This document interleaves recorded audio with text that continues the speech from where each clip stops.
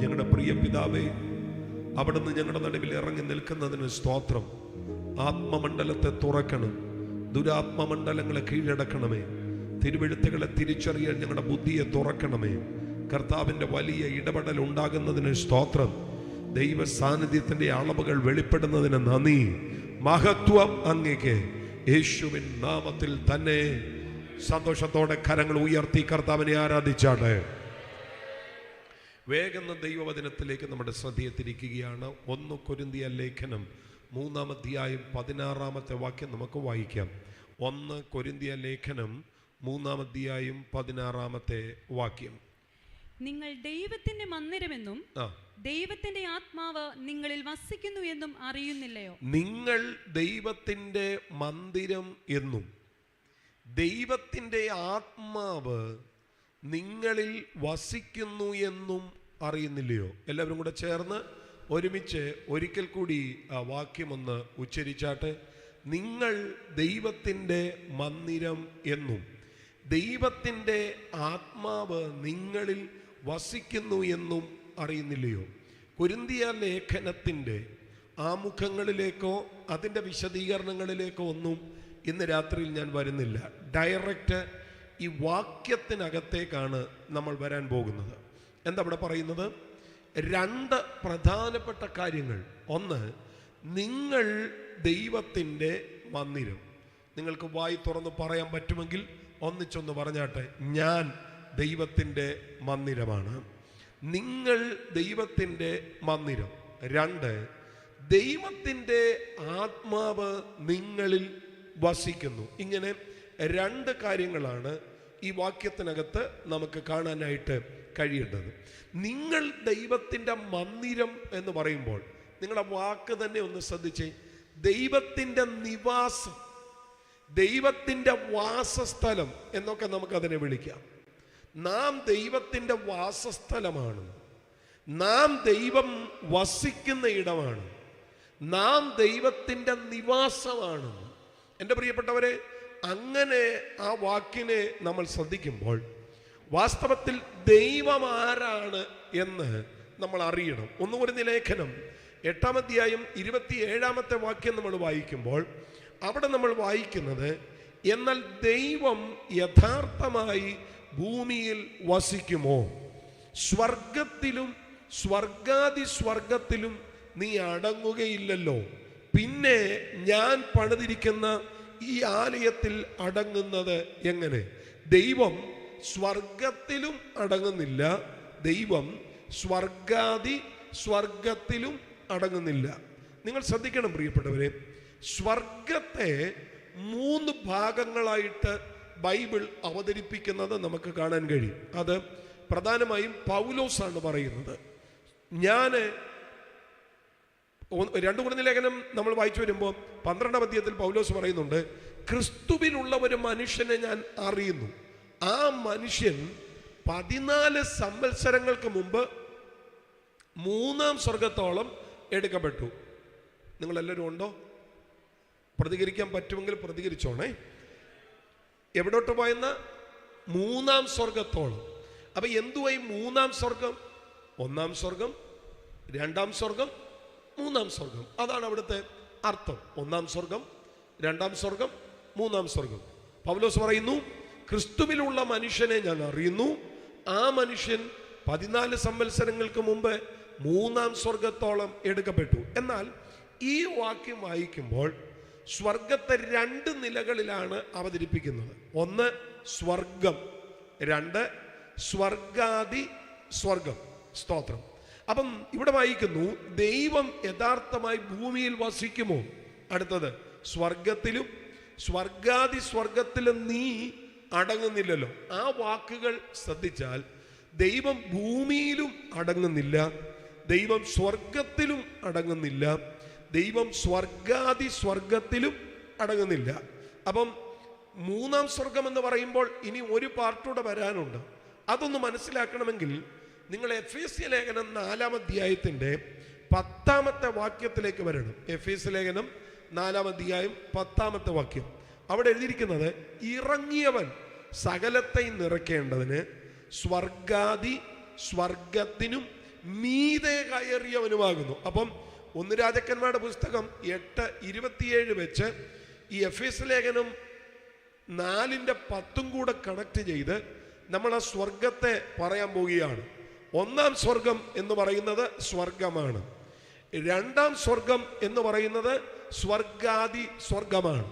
3-ാം സ്വർഗം എന്ന് പറയുന്നത് അതിനും മീതയാണ്. അതായത് കർത്താവായ യേശു ക്രിസ്തു മരിച്ചിട്ട് ഉയർത്തെഴുന്നേറ്റ അനന്തരം അവിടുന്ന് പോയ ഇടം, അതാണ് 3-ാം സ്വർഗം. അതാണ് നമ്മൾ എഫേസ്യ ലേഖനത്തിൽ വായിക്കുന്നത്. ആ വാക്യത്തിൽ നിങ്ങൾ ഒരിക്കൽ കൂടി ശ്രദ്ധിച്ചോ. ഇറങ്ങിയവൻ സകലത്തെയും നിറയ്ക്കേണ്ടതിന് സ്വർഗാദി സ്വർഗത്തിൽ കയറി എന്നല്ല പറയുന്നത്. ഇറങ്ങിയവൻ സകലത്തെയും നിറയ്ക്കേണ്ടതിന് സ്വർഗാദി സ്വർഗത്തിനും മീതെ കയറി. അപ്പൊ സ്വർഗമുണ്ട്, സ്വർഗാദി സ്വർഗമുണ്ട്, അതിനും മീതെയുണ്ട്. ആ അതിനും മീതെയുള്ള ആ സ്ഥലത്തെ ചില പഴയ നിയമ തിരുവെഴുത്തുകളുടെ വെളിച്ചത്തിൽ അത്യുന്നത സ്വർഗം എന്ന് വിളിക്കാം. അപ്പം 3-ാം സ്വർഗം എന്ന് പറയുന്നതിൻ്റെ പേരുകൾ നിങ്ങൾ ശ്രദ്ധിക്കുക. 1-ാം സ്വർഗം എന്ന് പറയുന്നത് സ്വർഗമാണ്. 2-ാം സ്വർഗം എന്ന് പറയുന്നത് സ്വർഗാദി സ്വർഗമാണ്. 3-ാം സ്വർഗം എന്ന് പറയുന്നത് അതിനും മീതെയുള്ള അത്യുന്നത സ്വർഗമാണ്. ഇവിടെ വായിക്കുന്നു, ദൈവം സ്വർഗത്തിലും സ്വർഗാദി സ്വർഗത്തിലും അടങ്ങുന്നില്ലല്ലോ. ഇനി അല്പം കൂടെ നിങ്ങൾക്കൊന്ന് പരിചയപ്പെടാൻ വേണ്ടി ഞാൻ ഈ സ്വർഗത്തെക്കുറിച്ച് 1-2 വാക്കുകളൂടെ പറയാം. അതായത് 1-ാം സ്വർഗം എന്ന് പറയുന്നത് സ്കൈ ഹെവനാണ്. സ്കൈ ഹെവൻ, നമുക്ക് തലയ്ക്ക് മീതെയുള്ള മേഘമണ്ഡലം, സ്കൈ ഹെവൻ. 2-ാം സ്വർഗം അതായത് സ്വർഗാദി സ്വർഗം എന്ന് പറയുന്നത് അതിനും മീതെയുള്ള നക്ഷത്രമണ്ഡലമാണ്. 3-ാം സ്വർഗം എന്ന് പറയുന്ന അത്യുന്നത സ്വർഗം, അത് നക്ഷത്രമണ്ഡലത്തിനു മീതെയുള്ള ദൈവാധിവാസമുള്ള ഇടം എന്ന് നമുക്ക് വിളിക്കാം. ഇവ തമ്മിൽ എന്തു വ്യത്യാസമുണ്ട് എന്ന് നമുക്ക് പറയാനായിട്ട് പറ്റത്തില്ല. ഇപ്പോഴത്തെ ചില പഠിപ്പിക്കലുകളുടെയൊക്കെ ആ ഒരു വെളിച്ചത്തിൽ കോടിക്കണക്കിന് മൈലുകളുടെ അകലമുണ്ടാകാം. KB സൈമൺ സാറ് പണ്ട് പാടിയായിരുന്നു, 1000 കോടി വാനഗോളങ്ങളെ താണ്ടി പോയിടുന്നിൻ മാർഗം ഊഹിക്കാവതോ. അപ്പോൾ 1000 കോടി വാനഗോളങ്ങളെ താണ്ടി നമ്മൾ പോകും. അപ്പം സ്കൈ ഹെവൻ, സ്റ്റാറി ഹെവൻ, അതിനും മീതെ ദൈവാധിവാസമായ ഇടം. ഇവിടെ നിങ്ങൾ ശ്രദ്ധിച്ചേ, ശലോമൻ പറയുന്നത് ദൈവം യഥാർത്ഥമായി ഭൂമിയിൽ വസിക്കുമോ? ദൈവം സ്വർഗത്തിലും സ്വർഗാദി സ്വർഗത്തിലും അടങ്ങുന്നില്ലല്ലോ എന്ന്. അടങ്ങുന്നില്ലല്ലോ എന്ന് പറയുമ്പോൾ അവിടുത്തെ സാന്നിധ്യം ഇവിടെ എങ്ങും പരിമിതപ്പെടുന്നില്ല. നിങ്ങൾ എന്നോടൊപ്പം ഉണ്ടോ? അവിടുത്തെ സാന്നിധ്യം സ്വർഗത്തിലോ സ്വർഗാദി സ്വർഗത്തിലോ പരിമിതപ്പെടുന്നില്ല. അവിടുത്തെ സാന്നിധ്യം ഒരിടത്തും ഒതുങ്ങി നിൽക്കുന്നില്ല എന്നാണ് അതിൻ്റെ അർത്ഥം. ഞാൻ അല്പം കൂടെ കാര്യമായി എൻ്റെ ദൈവത്തെ ഒന്ന് പരിചയപ്പെടുത്താം. നമ്മൾ പണ്ട് പാടിയ ഒരു പാട്ടുണ്ട്, ഇപ്പൊ കൺവെൻഷൻ ഒന്നും പാടാൻ പറ്റത്തില്ല. കണ്ടകല്ലുമരങ്ങേളും അല്ലേ, കൊണ്ടു പല രൂപം തീർത്തു കൊണ്ടുവച്ചിടത്തിരിക്കും തുണ്ടമല്ല സത്യദൈവം ഏക സത്യദൈവമേയുള്ളൂ അല്ലേ. ചത്തമർത്തിയ ആത്മാക്കൾ ദൈവം എന്നു നിരൂപിക്കേണ്ടാരും 100 ദൈവങ്ങൾ സത്യദൈവം ഒന്നേയുള്ളൂ. അപ്പം സത്യദൈവം ഒന്നേ ഉള്ളൂ. ഓപ്പൺ ഏരിയ അല്ലാത്തത് കൊണ്ട് പാടിയതാ. സത്യദൈവം ഒന്നേ ഉള്ളൂ. എൻ്റെ പ്രിയപ്പെട്ടവരെ, ഈ ദൈവത്തെ നമ്മൾ നിത്യനെന്നാണ് വിളിക്കുന്നത്. നിത്യനായ ദൈവം. എല്ലാവരും കൂടെ പറഞ്ഞേ, നമ്മുടെ ദൈവം ആരാണ്? ശബ്ദമുയർത്തി എന്ന് പറഞ്ഞാട്ടെ, നമ്മുടെ ദൈവം ആരാണ്? നിത്യനായ ദൈവം. ദൈവം നിത്യനാണ് എന്ന് പറയുമ്പോൾ സ്ഥലകാല സമയ പരിധികൾക്ക് അവിടുന്ന് അതീതനാണ്. ഒന്നുകൂടെ പറയാം, നിത്യനായ ദൈവത്തിന് സ്ഥലപരിമിതിയില്ല, നിത്യനായ ദൈവത്തിന് സമയപരിമിതിയില്ല, നിത്യനായ ദൈവത്തിന് കാലപരിമിതിയില്ല. എൻ്റെ പ്രിയപ്പെട്ടവരെ, നമുക്കെല്ലാം സ്ഥലപരിമിതിയുണ്ട്, നമുക്കെല്ലാം കാലപരിമിതിയുണ്ട്, നമുക്കെല്ലാം സമയപരിമിതിയുണ്ട്. ഞാൻ പിടിച്ചുള്ള യാത്രയാണ് സത്യത്തിൽ നമ്മൾ അല്ലേ. സ്തോത്രം. ഒരിടത്ത് നിന്ന് മറ്റൊരിടത്തേക്കുള്ള യാത്ര ആ യാത്രക്ക് ഇത്ര സമയം അല്ലേ, അവിടെ നമ്മൾ എത്തപ്പെടണം. ഇതൊരു ബദ്ധപ്പാടിൻ്റെ കാര്യമാണ്. നമുക്കെല്ലാം സമയപരിധിയുണ്ട്, കാലപരിധിയുണ്ട്, സ്ഥലപരിമിതിയുണ്ട്. പക്ഷെ ദൈവത്തിന് സമയപരിധിയുമില്ല, ദൈവത്തിന് കാലപരിമിതിയുമില്ല, ദൈവത്തിന് സ്ഥലപരിമിതിയും ഇല്ല. ഇതിനെല്ലാറ്റിനും അതീതനാണ് നമ്മുടെ ദൈവം. ഒരാമേൻ പറഞ്ഞാട്ടെ. ദൈവത്തിന് ഈ സ്ഥലപരിമിതി ഇല്ല എന്നുള്ളത് തെളിയിക്കാൻ ഒറ്റ ഭാഗം പറഞ്ഞാൽ മതി. അത് സങ്കീർത്തനം 139 7, 8, 9 വാക്യങ്ങളാണ്. നമുക്കറിയാവുന്ന വാക്യമാണ്. പറയാൻ പറ്റുമെങ്കിൽ എല്ലാവരും കൂടെ ചേർന്ന് പറഞ്ഞു. നിന്റെ ആത്മാവിനെ ഒളിച്ച് ഞാൻ എവിടേക്ക് പോകും? തിരുസന്നിധി വിട്ട് ഞാൻ എവിടേക്ക് ഓടും? ഞാൻ സ്വർഗത്തിൽ കയറിയാൽ നീ അവിടെയുണ്ട്, പാതാളത്തിൽ എൻ്റെ കിടക്ക വിരിച്ചാൽ അവിടെയുണ്ട്. ഞാൻ ഉഷസ്സിന്റെ ചിറക് ധരിച്ച് സമുദ്രത്തിന്റെ അറ്റത്തി എന്ന് പാർത്താൽ അവിടെയും നിന്റെ കൈ എന്നെ നടത്തും. അടുത്തത്, നിന്റെ വലങ്കൈ എന്നെ പിടിക്കും. അപ്പൊ ദൈവത്തിന് സ്ഥലപരിമിതി ഇല്ല. സ്വർഗത്തിൽ ചെന്നാൽ അവിടെ, പാതാളത്തിൽ കിടക്ക വിരിച്ചാൽ അവിടെ, ഭൂമിയുടെ അറ്റത്ത് ചെന്നാൽ അവിടെ, പിന്നെ സമുദ്രത്തിന്റെ അടിയിൽ ചെന്നാൽ അവിടെ. ദൈവം ഇല്ലാത്ത, ദൈവ സാന്നിധ്യം ഇല്ലാത്ത ഒരിടം പോലും ഇല്ല എന്നാണ് ദാവീദ് ഈ ഭാഗത്ത് സമർത്ഥിക്കുന്നത്. നാം ആരാധിക്കുന്ന ദൈവം സ്ഥലപരിമിതിയുള്ള ദൈവമല്ല. ഇനി നാം ആരാധിക്കുന്ന ദൈവം സമയപരിമിതിയുള്ള ദൈവമല്ല. ഞാൻ ആ സമയപരിമിതി എന്ന് പറയുന്നത്, സ്തോത്രം, ഇവിടെ പലരുടെയൊക്കെ തലയൊക്കെ പകുതി വെള്ളി കെട്ടിയൊക്കെ ഇരിക്കുകയാണ് അല്ലേ. നേരത്തെയൊക്കെ നല്ല കറുത്ത ഇടതൂർന്ന മുടിയൊക്കെ ആയിരുന്നു. പക്ഷേ പോകെ പോകെ വെളുത്ത് വെളുത്ത് വെളുത്ത് കയറി വന്ന് ഇങ്ങനെ ഒരു വല്ലാത്ത പരുവത്തില്. പലരുടെയും വെളുത്തതാ, കറുത്തതുപോലെ ഇരിക്കുന്നത് ഗാർണിയറും ഗോദ്രേജും ഒക്കെ ഉള്ളത് കൊണ്ടാണ്. കൈപൊക്കണ്ട, പ്രാർത്ഥിച്ചുകൊണ്ടിരുന്നാൽ മതി. അപ്പം ഇതിങ്ങനെ വെളുത്ത് വെളുത്ത് വന്നുകൊണ്ടിരിക്കുകയാണ്. എന്താ കാര്യം? ജരാനരകളാണ്. നമ്മുടെ ബാല്യം കൗമാരത്തിന് വഴിമാറി, നമ്മുടെ കൗമാരം യൗവനത്തിന് വഴിമാറി, നമ്മുടെ യൗവനം വാർദ്ധക്യത്തിന് വഴിമാറുന്നു. അപ്പോ കൗമാരം, ബാല്യം, കൗമാരം, യൗവനം, വാർദ്ധക്യം, ഇതാണ് നമ്മുടെ ജീവചക്രം എന്ന് പറയുന്നത്. ബാല്യത്തിൽ നിന്ന് ഒടുവിൽ വാർദ്ധക്യത്തിലേക്ക് ഒരുവൻ നീങ്ങുകയാണ്. ഇത് മനുഷ്യന് അനിവാര്യമായ കാര്യമാണ്.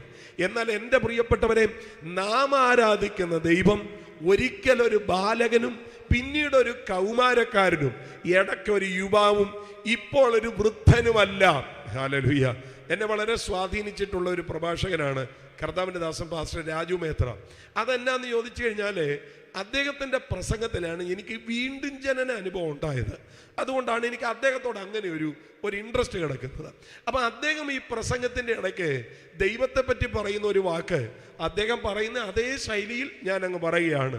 ഉമ്മറത്തെ ചാരുകസേരയിൽ 4 കൂട്ടി മുറുക്കി ചാഞ്ഞു കിടക്കുന്ന ഒരു പൊട്ടൻ മുതുക്കനല്ല എൻ്റെ ദൈവം. പാസ്റ്റർ രാജുമേത്രയുടെ വാക്കുകളാണ് ഞാൻ പറഞ്ഞത്. എൻ്റെ സഹോദരങ്ങളെ, നമ്മുടെ ദൈവം ഇന്നൊരു വളരെ പ്രായമുള്ള ഒരു വൃദ്ധനായ ഒരുവനാണെന്ന് നിങ്ങൾ ചിന്തിക്കരുത്.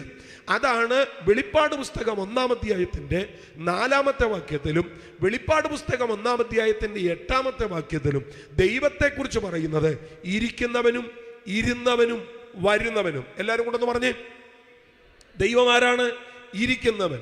ദൈവം ആരാണ്? ഇരുന്നവൻ. ദൈവം ആരാണ്? വരുന്നവൻ. അതിനെ കാലക്രമത്തിൽ പറഞ്ഞാൽ ഇരുന്നവനാണ്, ഇരിക്കുന്നവനാണ്, വരുന്നവനാണ്. 8-ാമത്തെ വാക്യത്തിൽ പറയുന്നത് സർവശക്തിയുള്ള ദൈവത്തിങ്കൽ നിന്നും ഇരിക്കുന്നവനും ഇരുന്നവനും വരുന്നവനുമായ കർത്താവായ സർവശക്തിയുള്ള ദൈവത്തിങ്കൽ നിന്ന് എന്ന് പറയുന്നത് കാണാം. അവിടുന്ന് ഇരുന്നവനാണ്, ഇരിക്കുന്നവനാണ്, വരുന്നവനാണ്. അതായത് സകല കാലത്തിലും ഒരുപോലെ നിലനിൽക്കുന്ന ആ വാക്ക് ഞാൻ വീണ്ടും പറയാം. സകല കാലത്തിലും ഒരുപോലെ നിലനിൽക്കുന്ന ദൈവം. അങ്ങനെ ഒരു ദൈവത്തെ ആരാധിക്കുവാൻ ഭാഗ്യം സിദ്ധിച്ച ഒരൊറ്റ കൂട്ടം ഉലക ചരിത്രത്തിലുണ്ടെങ്കിൽ ഈ ദൈവവചനത്തെ വിശ്വസിക്കുന്ന നമ്മൾ മാത്രമാണ്. ഇന്ന് രാത്രിയിൽ അങ്ങനെ ആ വചനത്തിന്റെ ധൈര്യം അകത്ത് കത്തുന്നവരുണ്ടെങ്കിൽ അതരം പൂട്ടി മൗനമായിരിക്കാതെ ആത്മാവിൽ കർത്താവിനെ ഒന്ന് സ്തുതിച്ചാട്ടെ. എന്റെ പ്രിയപ്പെട്ടവരെ, സ്ഥലകാല സമയ പരിധികൾക്ക് അതീതനായ, ഗതിഭേദത്താൽ ആച്ഛാദനം സംഭവിക്കാത്ത, നമ്മൾ പണ്ട് പാടുമായിരുന്നല്ലോ, മരണമില്ലാത്തവനെ നീ പരിശുദ്ധനാകുന്നു, അല്ലേ? മരണമില്ലാത്തവൻ, മരണമില്ലാത്തവൻ, മരണമില്ലാത്തവൻ, സ്ഥലകാല സമയപരിധികൾക്ക് അതീതനായ നമ്മുടെ ദൈവം. ആ ദൈവത്തെക്കുറിച്ച് ഇവിടെ പറയുക. അവിടുന്ന് സ്വർഗത്തിലും സ്വർഗത്തിലും അടങ്ങുന്നില്ലല്ലോ. ഇങ്ങനെ അടങ്ങാത്ത ദൈവം, ഇങ്ങനെ അടങ്ങാത്ത ദൈവം ഇപ്പൊ പറയാണ്, നിങ്ങൾ എൻ്റെ മന്ദിരമാണ്.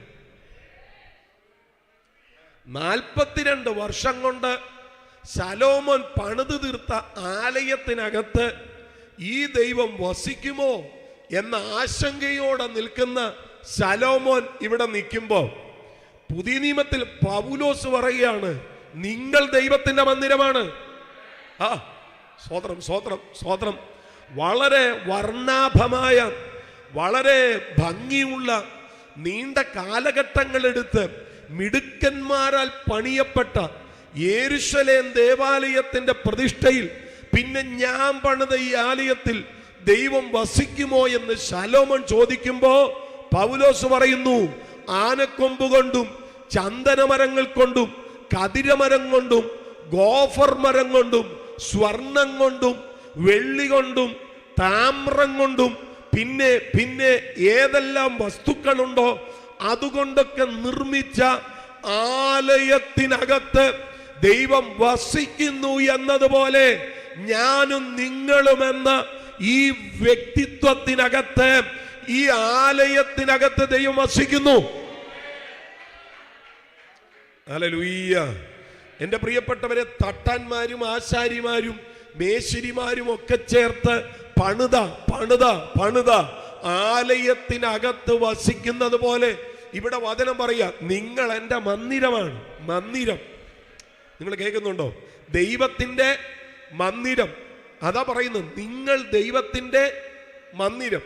ഇനിയും അവിടെ ഈ ആലയത്തിനകത്ത് നിന്ന് ഈ മന്ദിരത്തിലേക്ക്, അല്ലെങ്കിൽ സ്വർഗത്തിൽ നിന്ന് നാം എന്ന മന്ദിരത്തിലേക്ക് ദൈവം ഇറങ്ങി വരുന്നു എന്ന് പറയുമ്പോൾ അതൊരു വലിയ പ്രോസസ്സാണ്. നിങ്ങൾ എന്നോടൊപ്പം ഉണ്ടോ? ഒരു സുപ്രഭാതത്തിൽ വെറുതെ അങ്ങ് ഇറങ്ങി വന്നതല്ല, അതൊരു വലിയ പ്രോസസ്സാണ്. ദൈവം എവിടെ വസിക്കുന്നേ? സ്വർഗത്തിൽ, അല്ലെങ്കിൽ എഫെസ്യ ലേഖനം 4:10 അനുസരിച്ച് അതിനും മീതെയുള്ള അത്യുന്നത സ്വർഗത്തിൽ. അത് അത്യുന്നതന്റെ നിവാസം എന്ന് പറഞ്ഞിരിക്കുന്നത്. അത്യുന്നതന്റെ നിവാസം. അപ്പൊ അവിടെ വസിക്കുന്ന ദൈവം, ഈ പറയപ്പെട്ട ഉന്നതനായ ദൈവം, ഈ ഉന്നതനായ ദൈവം നമ്മിലേക്ക് വരുക. നമ്മളാരാ? എല്ലാം കൂടെ തൂക്കിവിറ്റാൽ 6 രൂപ 50 പൈസയുടെ മാത്രം മൂല്യമുള്ള മനുഷ്യൻ എന്ന് പറഞ്ഞാൽ, നമ്മുടെ ശരീരത്തിലെ അയണും ഫോസ്ഫറസും കുമ്മായും എല്ലാം കൂടെ എടുത്തു വെച്ചാൽ 6 രൂപ 50 പൈസയ്ക്കുള്ള മുതലേ ഉള്ളൂ. സ്തോത്രം. പുഴുപോലെ ചതഞ്ഞരഞ്ഞു പോകുന്നവൻ. ഇയ്യോബ് അങ്ങനെ പറഞ്ഞിരിക്കുന്നത്, മൺപുരകളിൽ പാർത്ത് പുഴുപോലെ ചതഞ്ഞരഞ്ഞു പോകുന്ന വെറും മനുഷ്യനെ ദൈവം തൻ്റെ നിവാസമാക്കുന്നു എന്ന് പറയുമ്പോൾ ഇതൊരു വലിയ പ്രോസസ്സാണ്. അത് തുടങ്ങിയത് എവിടാന്നറിയാമോ? പുറപ്പാടിൻ്റെ പുസ്തകം 25-ാം അധ്യായം, പുറപ്പാട് പുസ്തകം 25-ാം അധ്യായം 8-ാമത്തെ വാക്യം ഒന്ന് നോക്കിക്കോ. ഞാൻ അവരുടെ നടുവിൽ വസിപ്പാൻ അവർ എനിക്ക് ഒരു വിശുദ്ധ മന്ദിരം ഉണ്ടാക്കണം. കേട്ടോ, കർത്താവ് പറയുക, എനിക്ക് അവരുടെ നടുവിൽ വസിക്കണം. അവരുടെ നടുവിൽ എനിക്ക് വസിക്കാൻ അവരെനിക്ക് ഒരു വിശുദ്ധ മന്ദിരം ഉണ്ടാക്കണം. ഹല്ലേലൂയ. അവിടെ വിശുദ്ധ മന്ദിരം എന്ന് പറയുമ്പോൾ സമാഗമന കൂടാരമാണ്.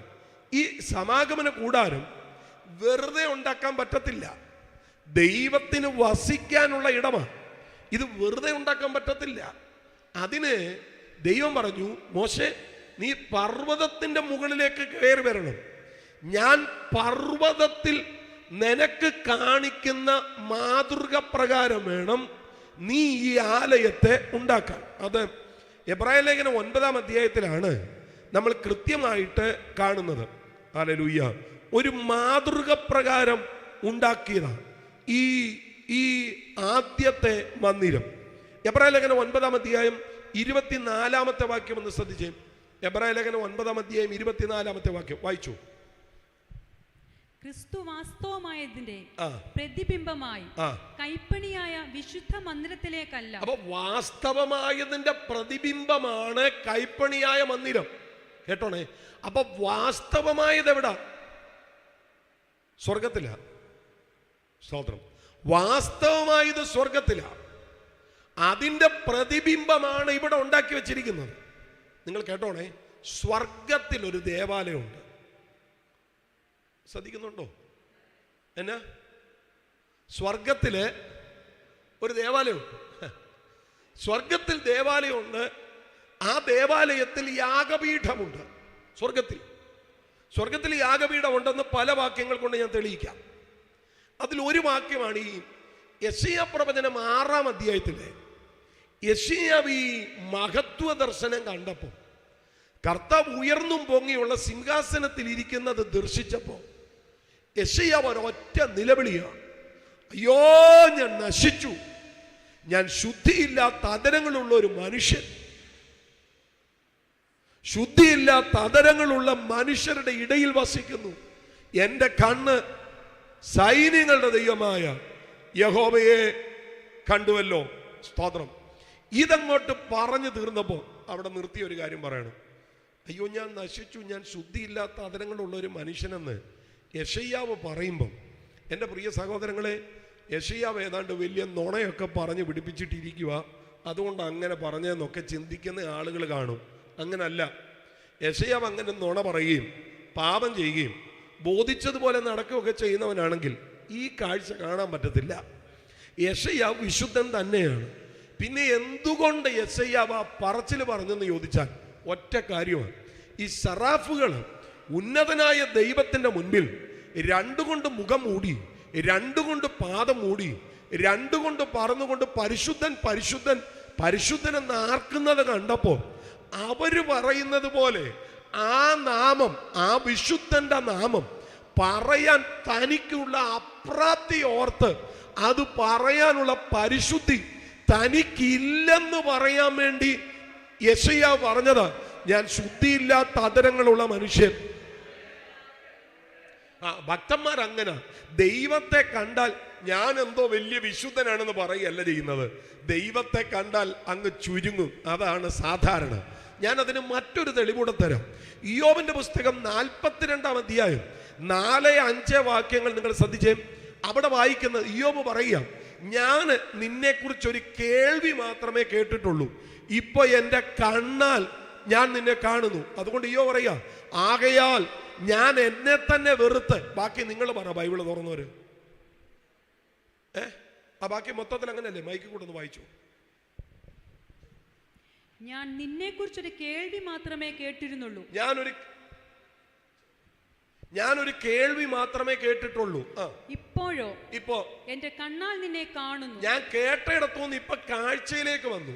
ഒരു കേൾവി മാത്രമേ കേട്ടുള്ളൂ, ഇപ്പൊ എന്റെ കണ്ണാൽ ഞാൻ നിന്നെ കാണുന്നു. അടുത്തത്, ആകയാൽ ഞാൻ എന്നെ തന്നെ വെറുത്ത്. കേട്ടെ സിസ്റ്റർ മാത്രം വായിക്കും, ബാക്കി നിങ്ങൾ ഇങ്ങോട്ട് ശ്രദ്ധിച്ചോ. കർത്താവിനെ കണ്ടപ്പോ ഇയ്യോബ് എന്നാ പറഞ്ഞേ? ഞാൻ എന്നെ തന്നെ. എൻ്റെ പ്രിയ സഹോദരങ്ങളെ, നിങ്ങളുടെ ഈ ത്വക്കിൻ്റെ വെളുപ്പും നിങ്ങളുടെ സൗന്ദര്യവും നിങ്ങൾക്ക് ഇച്ചിരി പണമൊക്കെ ഉള്ളതും ആ വീടിൻ്റെ വലുപ്പവും ആ കാറിൻ്റെ വിലയൊക്കെ ഏതാണ്ട് വലിയ സംഭവമായിട്ട് തോന്നുന്നുണ്ടെങ്കിൽ കർത്താവിനെ കണ്ടിട്ടില്ല. കർത്താവിനെ കണ്ടാൽ ഇവിടെ ഉള്ളതൊന്നും ഒന്നും അല്ലെന്ന് നമുക്ക് തോന്നും. ഇയ്യോ പറയുക, എൻ്റെ ദൈവമേ, ഞാൻ ഒരിക്കൽ നിന്നെ പറ്റി കേട്ടതേ ഉള്ളായിരുന്നു. എൻ്റെ ചിന്തയിൽ ജോമൻ പാസ്റ്ററെ പോലെ, എന്നെ പോലെയൊക്കെയുള്ള, ബിജു പാസ്റ്ററെ പോലെയൊക്കെയുള്ള പ്രസംഗകരും പാട്ടുകാരും ഒക്കെ ഉണ്ടായിരുന്നായിരിക്കും ഇയ്യോബിൻ്റെ കാലഘട്ടത്തിൽ. അപ്പം അവരൊക്കെ പറഞ്ഞ് ഇയ്യോബ് ദൈവത്തെക്കുറിച്ച് ഇങ്ങനെ കേട്ടിരിക്കുക. ഇപ്പം ഇയ്യോബ് കേൾക്കുക മാത്രമല്ല, ഇപ്പം ഇയ്യോബ് കണ്ടു. ഇയ്യോബ് ദൈവത്തെ കണ്ടു. ബിജു ബ്രദർ, എൻ്റെ ഒരു വലിയ ആഗ്രഹമാണ് എൻ്റെ ഈ കണ്ണുകൊണ്ട് എനിക്ക് ദൈവത്തെ കാണണം.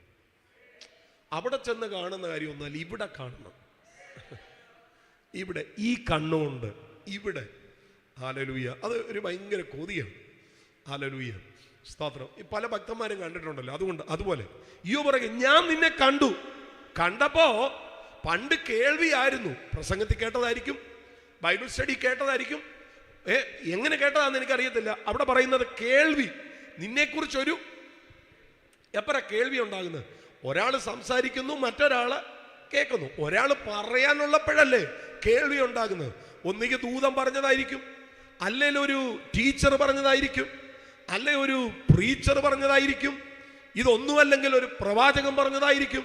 എന്തുവാട്ടെ, എന്തായാലും കേട്ടു എന്ന് അവിടെ എഴുതിയിട്ടുണ്ട്. നിന്നെക്കുറിച്ച് ഞാനൊരു കേൾവി മാത്രമേ കേട്ടുള്ളൂ. ഇപ്പോ എൻ്റെ കണ്ണുകൊണ്ട് ഞാൻ നിന്നെ കാണുക. അങ്ങനെ കാണാൻ തുടങ്ങിയപ്പം ഞാനെന്ന ആള് ഇപ്പൊ ഇവിടെ ഒരു വിഷയമല്ലാതായി. ഞാൻ എന്നെ തന്നെ അങ്ങ് വെറുത്തു. പൊടിയിലും ചാരത്തിലും കിടന്ന് അനുദപിക്കുക. പാപിയായതുകൊണ്ടല്ല പ്രിയരെ, മനുഷ്യൻ ദൈവത്തെ കണ്ടാൽ ഇതാണ് ഉണ്ടാകാൻ പോകുന്ന എക്സ്പീരിയൻസ്. ആമേൻ. ഇന്ന് രാത്രിയിൽ ഞാൻ ആത്മാവിൽ നിങ്ങളോട് പറയാം, നിങ്ങളുടെ ജീവിതത്തിന്റെ ഗതി മാറാനുള്ള ഏറ്റവും ബെസ്റ്റ് കാര്യം ദൈവത്തെ ആത്മാവിൽ ഒന്ന് കാണുക എന്നുള്ളതാണ്. ഹല്ലേലൂയ, സ്തോത്രം. ഞാൻ 7 മാസങ്ങൾക്ക് മുമ്പ് അടൂര് മണക്കാലയിൽ ഒരു കല്യാണത്തിന് പ്രസംഗിക്കാൻ വേണ്ടി പോയേക്കാം. TG കോശി സാറാണ് കല്യാണം നടത്തുന്നത്. അപ്പം എനിക്ക് പ്രസംഗിക്കാനുള്ള സമയം തന്നു. ഞാൻ പ്രസംഗിച്ചു. അവസാനം ഒരു പ്രാർത്ഥനയൊക്കെ പ്രാർത്ഥിച്ചൊരു ഓൾട്ടർ കോളൊക്കെ നടത്തി ഞാൻ പ്രസംഗം ഇരുന്നപ്പോൾ സ്തോത്രം, TG കോശി സാർ എഴുന്നേറ്റു. മരിക്കുന്നതിന് തൊട്ട് മുമ്പ്, അത് കഴിഞ്ഞിട്ടാണ് അദ്ദേഹം മരിച്ചത്. ഒരു 10-15 ദിവസം കൂടെ ഉള്ളായിരുന്നു. അപ്പം അങ്ങോട്ട് എഴുന്നിട്ട് പെണ്ണിനോടും ചെറുക്കനോടും പറയാം, മക്കളെ, യേശുവുമായിട്ടുള്ള ഒരു എൻകൗണ്ടറിന് വേണ്ടി പ്രാർത്ഥിച്ചോണം. എൻ്റെ പ്രിയ സഹോദരങ്ങളെ, ഞാൻ ചിന്തിക്കുമായിരുന്നു, ഞങ്ങളെപ്പോലെയുള്ള ഈ ചെറുപ്പക്കാരായിട്ടുള്ള പ്രസംഗകരൊക്കെ കർത്താവുമായിട്ട് എൻകൗണ്ടർ ഉണ്ടാകണമെന്നൊക്കെ പറഞ്ഞാൽ അത് വേറൊരു കാര്യമാണ്. പക്ഷേ 84 വയസ്സുള്ള ഒരു അപ്പച്ചൻ എൻകൗണ്ടർ ഉണ്ടാകണമെന്ന് പറയുമ്പോൾ അതൊരു 1.5 കാഴ്ചപ്പാടായിട്ട് എനിക്ക് തോന്നുന്നത്. നിങ്ങൾക്ക് എങ്ങനെ വേണേലും വിലയിരുത്താം. ഞാൻ പറയാം, ഒരു വ്യക്തിയെ മാറ്റിമറിക്കാൻ പറ്റുന്ന ഇവിടുത്തെ ഏറ്റവും ബെസ്റ്റ് കാര്യം കർത്താവുമായിട്ടൊരു കൂട്ടിമുട്ടലാണ്. ഞാൻ ചിലരോട് ആത്മാവിൽ പ്രവചിച്ച് പറയാം, നിങ്ങൾ എത്ര സുവിശേഷം പറഞ്ഞിട്ടും രക്ഷപ്പെടാത്ത, നിങ്ങൾ എത്ര ഉപദേശിച്ചിട്ടും മനം തിരിയാത്ത ആ വ്യക്തിക്കൊരു വ്യത്യാസം ഉണ്ടാകാൻ ഒറ്റ മാർഗമേ ഉള്ളൂ, കർത്താവുമായിട്ടൊരു കൂട്ടിമുട്ടൽ ഉണ്ടാകാൻ പ്രാർത്ഥിച്ചാൽ മതി. ആമേൻ. ഇനി നമ്മൾ വ്യക്തിപരമായി കർത്താവുമായിട്ടൊരു കൂട്ടിമുട്ടലിലേക്ക് വന്നാണ്ടല്ലോ, നമ്മുടെ ജീവചരിത്രം മാറുമെന്ന്. യെശയ്യാവ് അയ്യോ ഞാൻ നശിച്ചു എന്നൊക്കെ പറഞ്ഞ് ആ മഹത്വം അങ്ങോട്ട് ദർശിച്ചുകൊണ്ട് നിന്നപ്പോ ദൂതൻ എന്താ ചെയ്തെന്നറിയാമോ? യാഗപീഠത്തിന്റെ കനലുകളിൽ നിന്ന് ഒന്ന് കൊടിലുകൊണ്ടെടുത്ത് അവന്റെ ആദരത്തെ തൊട്ടു. സ്തോത്രം. അതോടുകൂടെ ജോമ പാസ്റ്റർ മിനിസ്ട്രി അങ്ങ് മാറി. സ്വർഗീയ കനലിന്റെ സ്പർശനം ആദരത്തിന്റെ മേൽ വീണപ്പോൾ യെശയ്യാവിന്റെ മിനിസ്ട്രി അങ്ങ് മാറി. 7-ാം അധ്യായത്തിൽ മശീഹീക പ്രവചനം ആരംഭിക്കുക.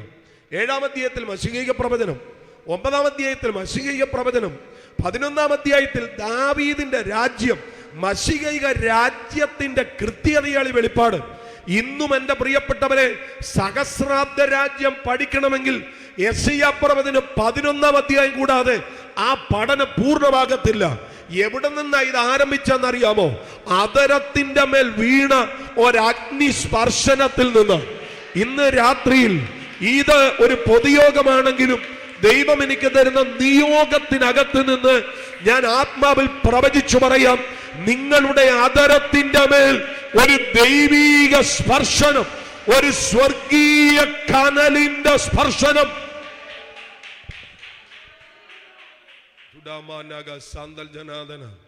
പ്രാർത്ഥിക്കാൻ എത്ര പ്രിയപ്പെട്ടവർക്ക് പറ്റും? പ്രാർത്ഥിക്കാൻ എത്ര പ്രിയപ്പെട്ടവർക്ക് പറ്റും?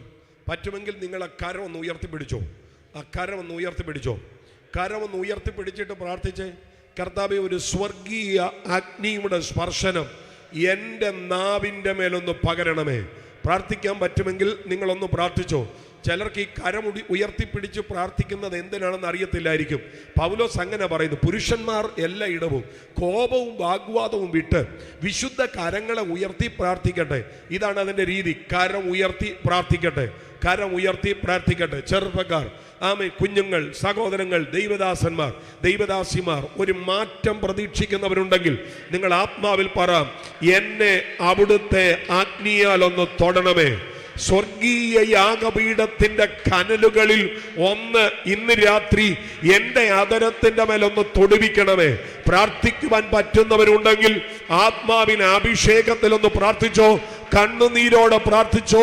ഇന്ന് രാത്രി നിന്റെ മിനിസ്ട്രിയും നിന്റെ ചിന്തയും, ഇന്ന് രാത്രി നിന്റെ ആശയങ്ങളും, ഇന്ന് രാത്രി നിന്റെ സകല മനോഭാവങ്ങളെയും ചേഞ്ച് ചെയ്യുന്ന ഒരു സ്പർശനമായിരിക്കും അത്.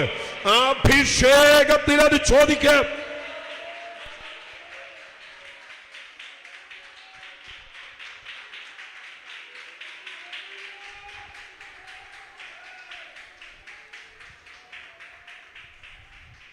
ഹല്ലേലൂയ.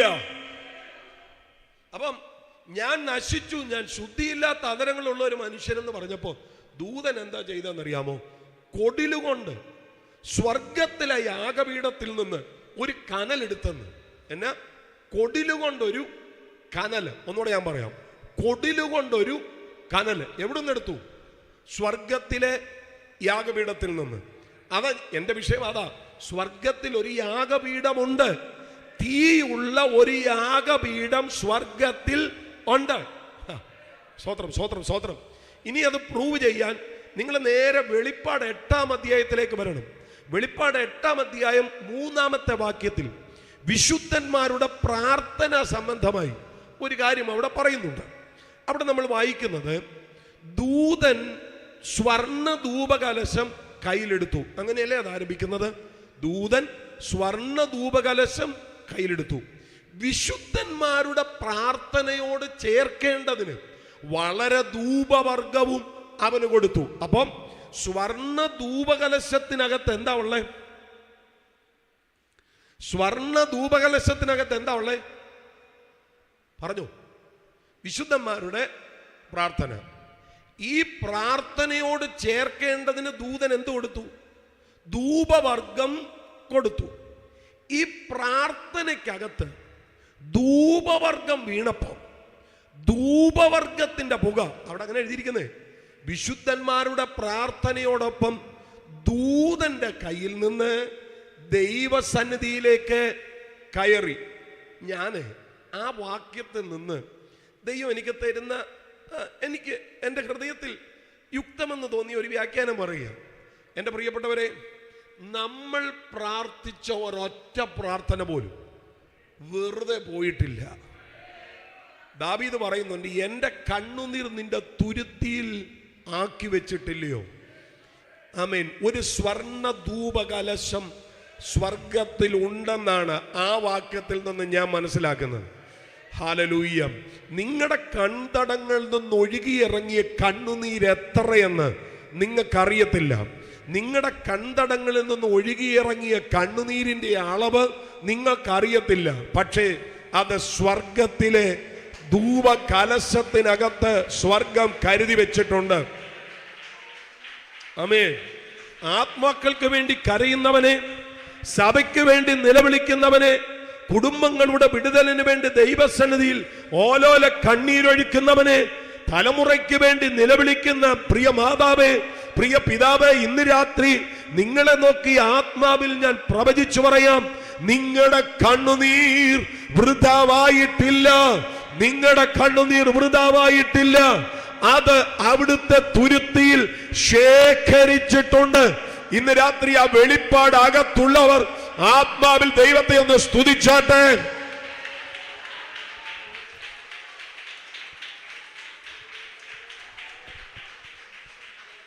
ഹല്ലേലൂയ. ശബ്ദമുയർത്തി ഹല്ലേലൂയ. ആമേൻ. ഇനി അടുത്തതാണ് വിഷയം. ദൂതൻ ഈ ധൂപകലശം പിന്നെയും കയ്യിലെടുത്തു. അടുത്ത വാക്ക്, യാഗപീഠത്തിന്റെ കനൽ നിറച്ചു. ഇപ്പൊ ധൂപകലശത്തിനകത്ത് എന്തൊക്കെയുണ്ട്? വിശുദ്ധന്മാരുടെ പ്രാർത്ഥന, ധൂപവർഗം. ഇപ്പോ യാഗപീഠത്തിന്റെ കനൽ നിറച്ചു. അപ്പൊ യെശയ്യാ പ്രവചനം 6 കത്തുന്ന ഒരു യാഗപീഠം സ്വർഗത്തിലുണ്ട്. വെളിപ്പാട് 8 കത്തുന്ന ഒരു യാഗപീഠം സ്വർഗത്തിലുണ്ട്. സ്തോത്രം. അപ്പൊ ഞാൻ പറയാൻ ശ്രമിക്കുന്ന കാര്യം, ഭൂമിയിൽ ഒരു ആലയം പണിയാൻ മാതൃക കാണിക്കാമെന്ന് ദൈവം പറഞ്ഞത് എബ്രായ ലേഖനം 9:24 അനുസരിച്ച് വലിപ്പവും തികവുമേറിയ വിശുദ്ധ മന്ദിരമായ, യഥാർത്ഥ മന്ദിരമായ സ്വർഗീയ മന്ദിരത്തിന്റെ മാതൃകയാണ്. നിങ്ങൾ എബ്രായ ലേഖനം 9:12 നോക്കിക്കേ. 11 ചേർത്ത് വായിച്ചു. ക്രിസ്തുവോ വരുവാനുള്ള നന്മകളുടെ മഹാപുരോഹിതനായി വന്നിട്ട് കൈപ്പണി അല്ലാത്തതായി എന്ന് വെച്ചാൽ ഈ സൃഷ്ടിയിൽ ഉൾപ്പെടുത്താത്തതായി വലിപ്പവും തികവുമേറിയ ഒരു കൂടാരത്തിൽ കൂടി. ഇങ്ങോട്ട് ശ്രദ്ധിച്ചേ. സ്വർഗത്തിൽ വലിപ്പവും തികവുമേറിയ ഒരു കൂടാരമുണ്ട്. ഈ സൃഷ്ടിയിൽ ഉൾപ്പെടാത്തതാ, കൈപ്പണി അല്ലാത്തതാ. യേശു അങ്ങോട്ടാ പോയെ. ആ ആലയത്തിൽ ഒരു യാഗപീഠം ഉണ്ടെന്നാണ് ഞാൻ പറഞ്ഞു വരുന്നത്. ഹല്ലേലൂയ, ഒരാമേൻ പറഞ്ഞാട്ടെ. സ്തോത്രം, സ്തോത്രം. അപ്പം ഇവിടെ ഒരു ആലയം ദൈവം പണിയാൻ പറഞ്ഞു. എനിക്ക് നിങ്ങളുടെ ഇടയിൽ വസിക്കണം കേട്ടോ, എനിക്ക് നിങ്ങളുടെ ഇടയിൽ വസിക്കണം. അതിന് നിങ്ങളൊരാലയം ഉണ്ടാക്കണം. ദൈവം വസിക്കാനുള്ള ആലയം ദൈവം പറഞ്ഞു ഞാൻ കാണിച്ചു തരുന്ന മാതൃകയിൽ തന്നെ ഉണ്ടാക്കണം. കേട്ടെന്ന് എൻ്റെ ചിന്ത. ദൈവം വസിക്കാനുള്ള ആലയം ദൈവം കാണിച്ചു തരുന്ന മാതൃകയിൽ തന്നെ ഉണ്ടാക്കണം. അത് വളരെ ഗൗരവത്തോടെ അങ്ങനെ തന്നെ ഉണ്ടാക്കണമെന്ന് പറഞ്ഞിട്ടുണ്ട്. ഒരു 1-2 വാക്യങ്ങൾ വേണമെങ്കിൽ ഞാൻ പറയാം. അങ്ങനെ തന്നെ ഉണ്ടാക്കണം. പുറപ്പാട് പുസ്തകം 25:40. പുറപ്പാട് 25:40. പർവ്വതത്തിൽ വെച്ച് കാണിച്ചു തന്ന മാതൃക പ്രകാരം, അവിടെ വെച്ചൊരു മാതൃക കാണിച്ചു തന്നല്ലോ, ആ മാതൃക പ്രകാരം അവയെ ഉണ്ടാക്കുവാൻ സൂക്ഷിച്ചു കൊള്ളണം. സ്തോത്രം. അവയെ ഉണ്ടാക്കുവാൻ സൂക്ഷിച്ചു കൊള്ളണം. നിങ്ങൾ ആ വാക്ക് ശ്രദ്ധിച്ചേ. അവയെ ഉണ്ടാക്കുവാൻ സൂക്ഷിച്ചു കൊള്ളണം. കാണിച്ച മാതൃക പ്രകാരം തന്നെ ഉണ്ടാക്കണം. ഇനി 25:9 കൂടെ ഒന്ന് വായിച്ചേ. തിരുനിവാസവും അതിന്റെ ഉപകരണങ്ങളും ഞാൻ കാണിക്കുന്ന മാതൃക പ്രകാരം ഒക്കെയും തന്നെ ഉണ്ടാക്കണം. അങ്ങനെ തന്നെ ഉണ്ടാക്കണം കേട്ടോ. കാണിച്ചു തരുന്ന മാതൃക പ്രകാരം തന്നെ ഉണ്ടാക്കണം. വേറെ ഓരോ ഓപ്ഷനും ഇല്ല. ദൈവം വസിക്കേണ്ട ആലയം ദൈവത്തിന്റെ കണക്കനുസരിച്ച് ഉണ്ടാക്കണം കേട്ടോ. ദൈവം വസിക്കേണ്ടത് ആലയം ദൈവത്തിന്റെ കണക്കനുസരിച്ച് ഉണ്ടാക്കണം. ആട്ടെ, അങ്ങനെ ഒരാലയം ഇവിടെ ഉണ്ടാക്കി. സ്തോത്രം. ദൈവം അതിനകത്ത് വസിച്ചു. എവിടെ? പ്രാകാരത്തിലല്ല, വിശുദ്ധ സ്ഥലത്തല്ല, അതിവിശുദ്ധ സ്ഥലം. അതിങ്ങനെ തുടർന്നു വരികയാണ്. മോശയുടെ സമാഗമന കൂടാരം, ശലോമോന്റെ ദേവാലയം, സെരുബാബേലിന്റെ ദേവാലയം, ഏറ്റവും ഒടുവിൽ ഹെരോദാവിന്റെ ദേവാലയം. സ്തോത്രം. ഇനി നിങ്ങൾ ശ്രദ്ധിക്കണം, ഈ കൈപ്പണിയായ ആലയം എന്നുള്ള കൺസെപ്റ്റ് എവിടെയാ പൊളിയുന്നതെന്നറിയോ? ഹല്ലേലൂയ, സ്തോത്രം. അത് പൊളിയുന്നത് കർത്താവായ യേശു ക്രിസ്തുവിന്റെ കുരിശുമരണത്തിലാണ്. ആമേൻ. അതെങ്ങനെ പൊളിച്ചെന്ന് ഞാൻ പറയാം. ഉറക്ക നിലവിളിച്ചു പ്രാണനെ വിട്ടു. മത്തായി 27, 50, 51, 52, 53 വാക്യങ്ങൾ. അവൻ ഉറക്ക നിലവിളിച്ചു, പ്രാണനെ വിട്ടു. അവിടെ സംഭവിച്ച ഒന്നാമത്തെ കാര്യം, അപ്പോൾ മന്ദിരത്തിന്റെ തിരശീല മുകൾ തൊട്ടടിയോളം 2 ചിന്തിപ്പോയി. സ്തോത്രം. അതോടുകൂടി ആലയത്തിന്റെ പ്രാധാന്യത അസ്തമിച്ചു. ആമേൻ. മനസ്സിലാകുന്നുണ്ടോ? അല്ലായിരുന്നെങ്കിൽ YMCA കൂടാൻ പറ്റത്തില്ലായിരുന്നു. മനസ്സിലായോ? അതിന്റെ പ്രാധാന്യത ഇന്നും ഉണ്ടെങ്കിൽ നമ്മൾ എവിടെ പോകണമായിരുന്നു? ആണ്ടോടാണ്ട് അവിടെ പോകണമായിരുന്നു. സ്തോത്രം. ഇവിടെ ഒന്നും കൂടാൻ പറ്റത്തില്ലായിരുന്നു. പക്ഷേ കർത്താവ് ഇതിൻ്റെ പ്രാധാന്യത അങ്ങ് കീറി. സ്തോത്രം സ്തോത്രം സ്തോത്രം. അതിനൊരു സൂചന കർത്താവ് തന്നായിരുന്നു ഈ ശമരിയ സ്ത്രീയോട് പറഞ്ഞപ്പോൾ. ദൈവത്തെ ആരാധിക്കുന്നവർ ഈ മലയിലുമല്ല, ആ മലയിലുമല്ല, യെരുശലേമിലും അല്ല എന്ന നാഴിക വരുന്നു. നിങ്ങളിപ്പോൾ പറയുന്നു ഞങ്ങൾ ഈ മലയിൽ ആരാധിക്കുന്നു, അവർ പറയുന്നു ഞങ്ങൾ യെരുശലേമിൽ ആരാധിക്കുന്നു. ഇത് രണ്ടും അല്ലാത്ത ഒരു നാഴിക വരുന്നു, ഇപ്പൊ വന്നുവിരിക്കുന്നു. സത്യനമസ്കാരികൾ പിതാവിനെ ആത്മാവിലും സത്യത്തിലും ആരാധിക്കും. അപ്പൊ സത്യനമസ്കാരികൾ ആ വചനം അനുസരിച്ച് എവിടെ കൂടിയാലും അവർക്ക് ആരാധിക്കാം. തിയേറ്ററിൽ പാടാൻ പോയിട്ടുണ്ടോ? തിയേറ്ററിൽ പാടിയിട്ടുണ്ടോ? തിയേറ്ററിൽ പാടിയിട്ടുണ്ടോ? തിയേറ്ററിൽ പാടിയിട്ടില്ല. സ്തോത്രം. ഞാൻ പ്രസംഗിച്ചിട്ടുണ്ട് തിയേറ്ററിൽ. പുത്തൂര്, കൊട്ടാരക്കര പുത്തൂര് ഒരു തിയേറ്ററുണ്ട്. അത് കല്യാണത്തിനും കൊടുക്കും. ഞാൻ പല കല്യാണത്തിനും അവിടെ പ്രസംഗിച്ചിട്ടുണ്ട്. സ്തോത്രം. സംഭവം തിയേറ്ററാണ്. അവിടെ പലരുടെ സിനിമ ഓടുന്നത്. പക്ഷെ ദൈവമക്കൾ കൂടി കഴിയുമ്പോൾ നാല് പേരവിടെ വന്നു കഴിയുമ്പോൾ 2 or 3 പേർ, ബിജു പാസ് ഞെട്ടിപ്പോയി കാണാം തിയേറ്ററിൽ പാടിയിട്ടുണ്ടോ ചോദിച്ചപ്പോൾ. 2 or 3 പേർ എൻ്റെ നാമത്തിൽ എവിടെ കൂടിയാലും അവരുടെ മധ്യേ ഞാൻ ഉണ്ട്. നമ്മൾ അങ്ങോട്ട് കയറുമ്പോൾ അവിടുത്തെ അന്തരീക്ഷം അങ്ങ് മാറുക. ഒരാമയം പറഞ്ഞേരെ.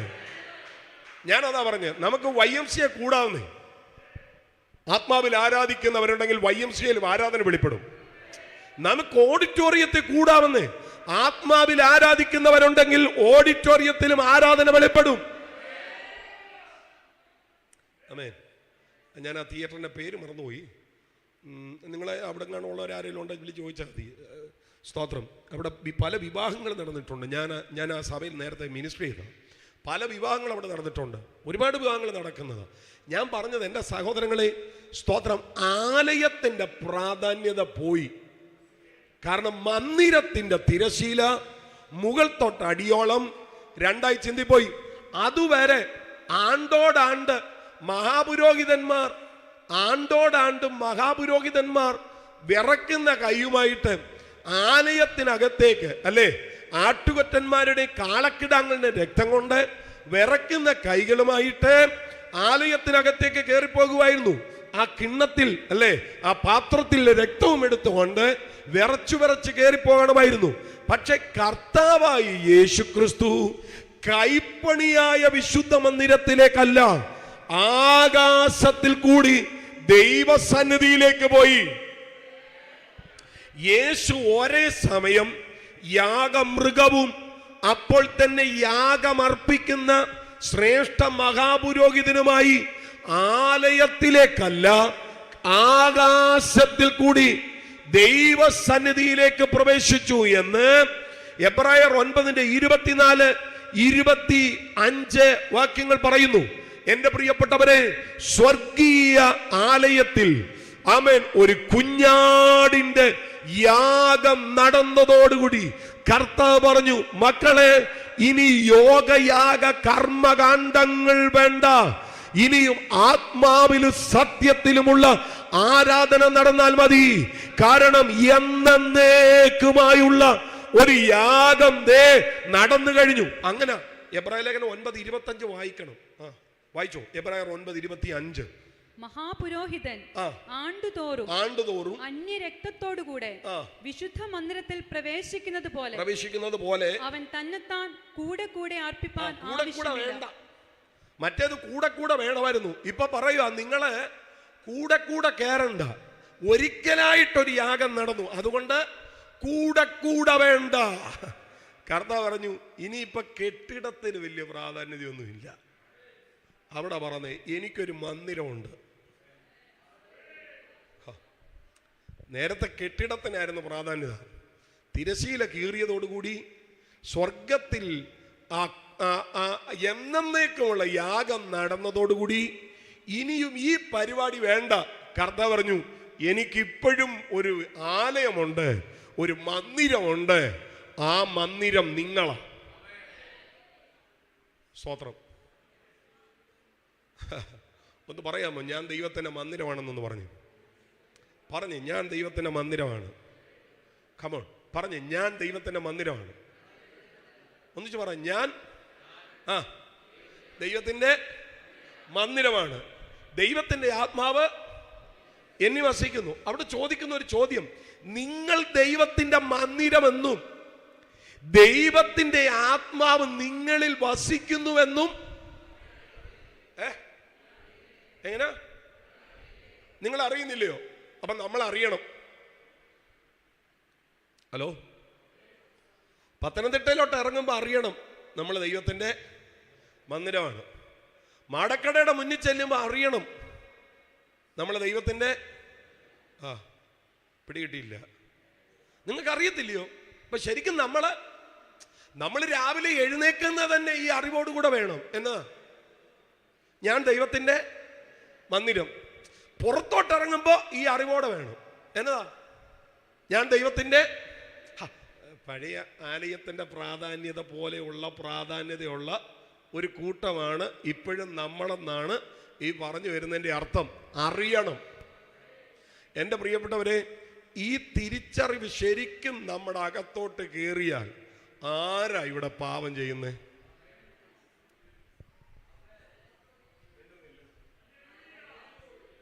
ഹലോ, നമുക്ക് ഈ അറിവില്ലാത്തതാണ് വലിയ പ്രശ്നം. ചില ആളുകളുടെ ചിന്ത എന്ന് പറയുന്നത് ഒന്ന് സ്നാനപ്പെട്ടാ മതി, ചർച്ചിലോട്ടൊന്ന് വന്നാ മതി, പിന്നെ എന്നതായാലും ഒരു കുഴപ്പവും. അങ്ങനെ ഒരു പുത്തൻ ദൈവശാസ്ത്രം ഉണ്ടായിട്ടുണ്ട്. നോ, അറിയണം. നിങ്ങൾ ദൈവത്തിൻ്റെ മന്ദിരമെന്ന് നിങ്ങൾ അറിയുന്നില്ലയോ? ഇതറിയണം.